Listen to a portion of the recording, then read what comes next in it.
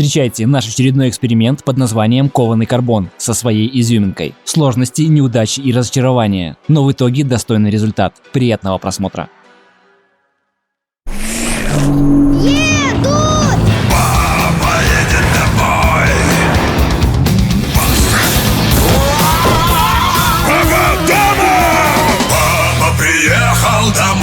Папа может. В первую очередь хорошенько вышлифовываем его, зачищаем, шкурим, как вам угодно. Но если говорить правильно, то абразивно обрабатываем, то есть обрабатываем абразивом, в нашем случае наждачкой. Такая операция делается либо для выравнивания поверхности, либо для создания адгезии. Адгезия – это способность лакокрасочного покрытия к прочному сцеплению с окрашиваемой поверхностью, в нашем случае с капотом. Говоря по-простому, изначально капот был покрыт непонятным полуглянцевым грунтом, а при помощи наждачки мы создали условия для адгезии. И уже теперь наносимый лак будет гарантированно держаться на поверхности. Но предварительно убираем небольшие изъяны, а точнее вот такие шишечки.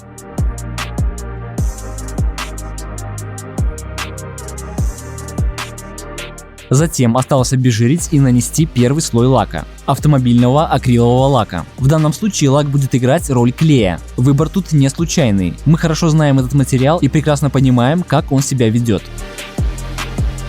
Ну и наконец, самое интересное. Пока лак не высох, накидываем на него поталь. В нашем случае золотого цвета. Скажу сразу, что это наш первый опыт работы с этим материалом, но в принципе оно и видно по видео. Но опыт, как и половое бессилие, приходит с годами. И забегая вперед, скажу, что Андрей его дождался. Ну, в плане дождался опыта. И каждый новый кусочек кладется лучше и быстрее. Итак, что это вообще такое? По сути, поталь – это имитация сусального золота. То есть существует точно такой же материал, но он состоит из золота. В данном случае, поскольку монетизация отключена, мы используем имитацию. Это тоже металл, но не драгоценный. Такой супер тоненький лист из сплава металлов, который по цвету очень напоминает золото.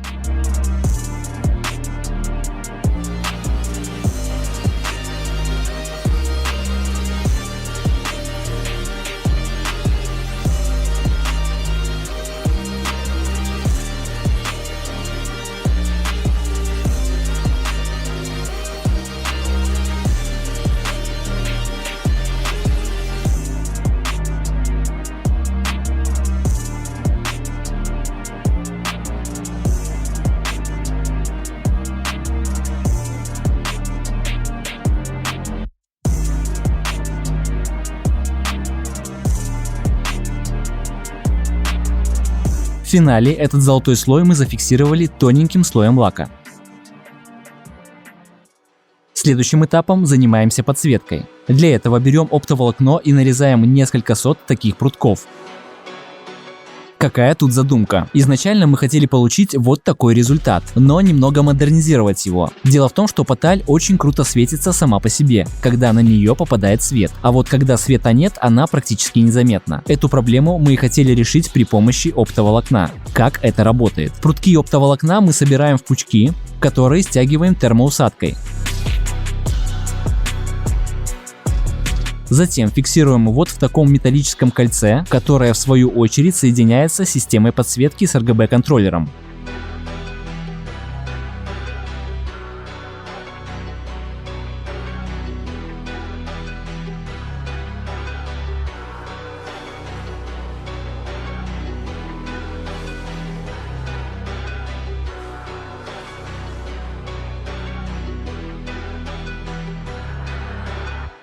Но для того, чтобы вывести оптоволокно на лицевую сторону капота, сверлим отверстия. В итоге все коммуникации аккуратно расположатся внутри, а наружу выйдет только необходимое количество оптоволокна.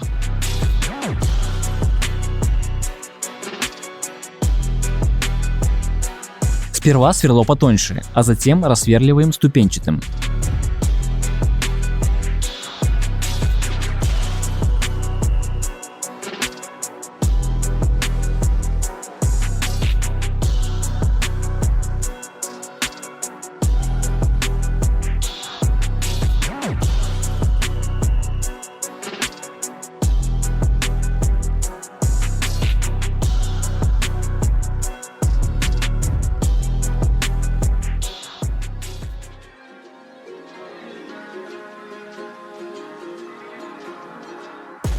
Следующим этапом подключаем оптоволокно к такой вот штуковине, которая создана специально для этих целей. Все расходники и оптоволокно уже как пару лет заказываю вот в этом магазине, ссылка будет в описании.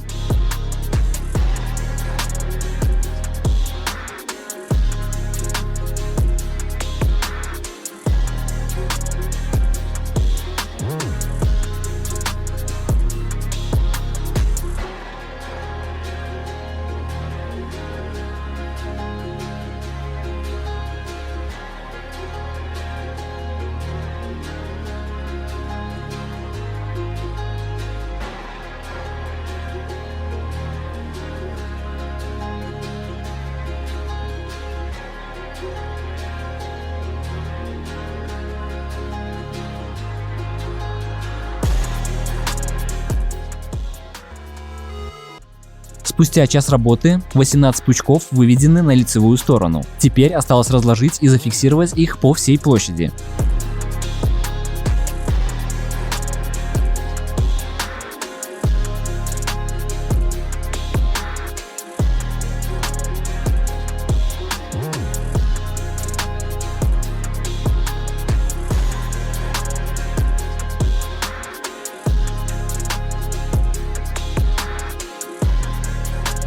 По задумке, светящиеся кончики оптоволокна должны освещать те места, где будет оставаться поталь, а все остальное мы перекроем карбоном. Для наглядного понимания показываю картинку. Вот примерно такой эффект, но места с позолотой должны светиться и в темноте. По крайней мере, мы себе это так представляли и планировали. Но у суперклея были другие планы. И в итоге, спустя неделю работы над капотом, стало понятно, что суперклей разрушает оптоволокно, и оно светится намного хуже. Мы сделали еще пару тестов, и стало понятно, что этого света нам будет мало. В итоге надо все переделывать, изучать и делать новые пробники. К тому моменту, откровенно говоря, желание этим заниматься пропало, и мы отправляем данный экземпляр на склад до лучших времен. А когда у нас что-то идет не по плану, нас всегда выручает старая проверенная смола. Тут мы решили взять за основу капот из предыдущего выпуска, в котором мы подробно рассказали весь процесс. Поэтому сейчас в двух словах. При помощи матрицы мы откатали аналогичный капот, но уже из стекломата. Единственный нюанс в том, что мы исключили все непрозрачные материалы, которые обычно используются при такой технологии, а конкретно гель-коат и грунт. Конечно, это немного сложнее и дольше, но в данном случае необходимо. Вместо грунта мы, кстати, использовали обычный глянцевый лак. В итоге получили вот такую заготовку, которая отлично пропускает свет.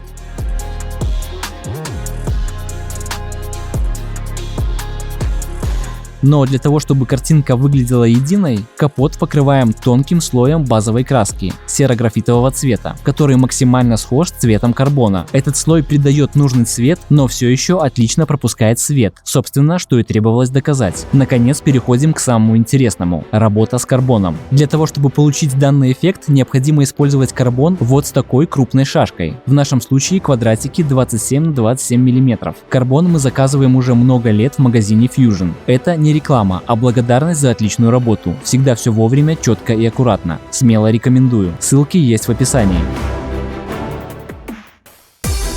Следующим этапом из 3 квадратных метров карбона необходимо нарезать несколько тысяч вот таких кусочков.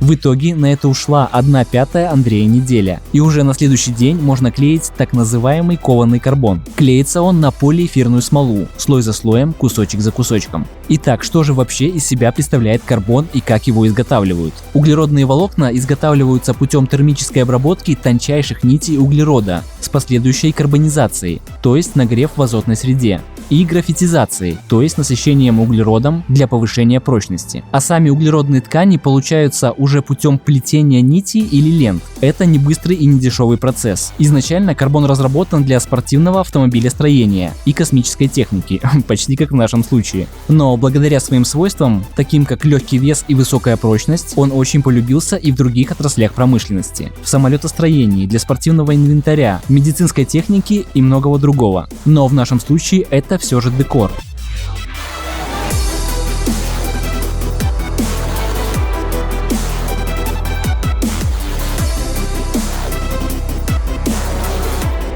Следующим этапом нам нужно добиться максимально ровной поверхности, которую мы уже будем лачить. То есть нам нужно набрать толщину прозрачной смолой. Волокна карбона были набросаны хаотично, и где-то попадали один на один, а где-то и в 3 слоя. Соответственно, все это имеет немножко бугристую поверхность. Поэтому мы сейчас подшкуриваем какие-то бугорочки, вершинки, какой-то сор и смолим капот. Смолим в несколько слоев.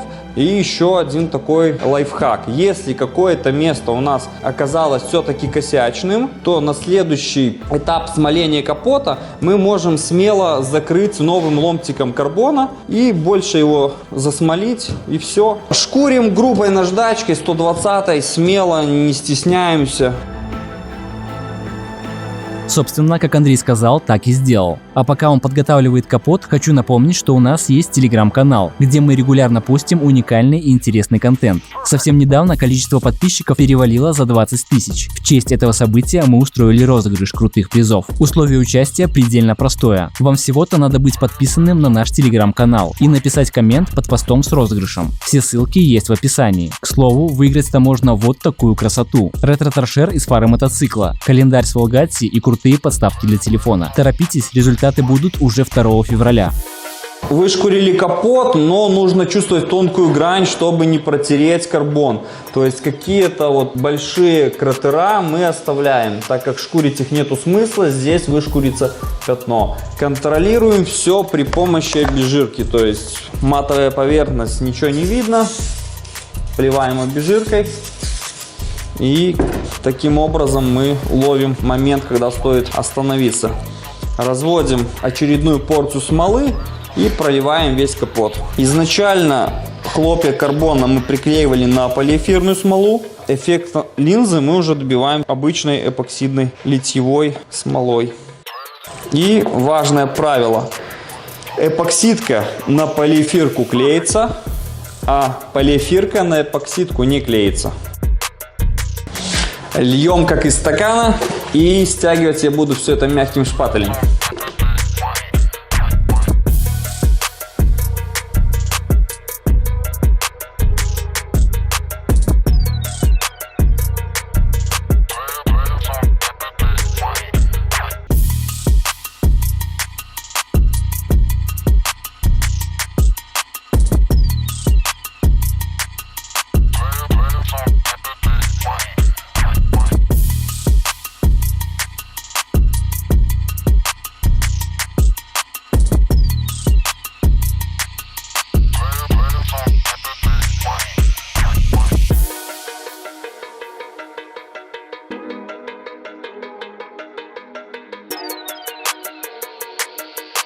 В финале Андрей залил капот в несколько слоев лака и оставил сохнуть.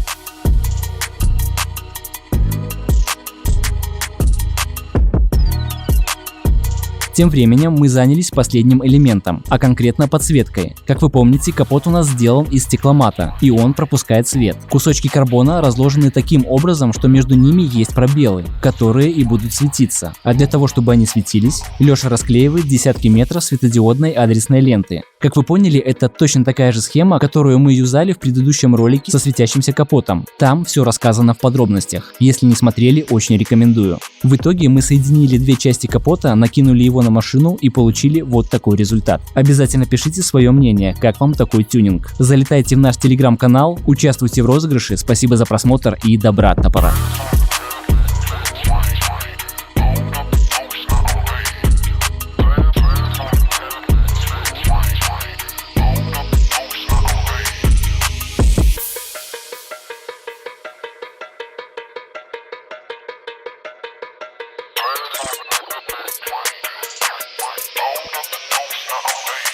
Perfect.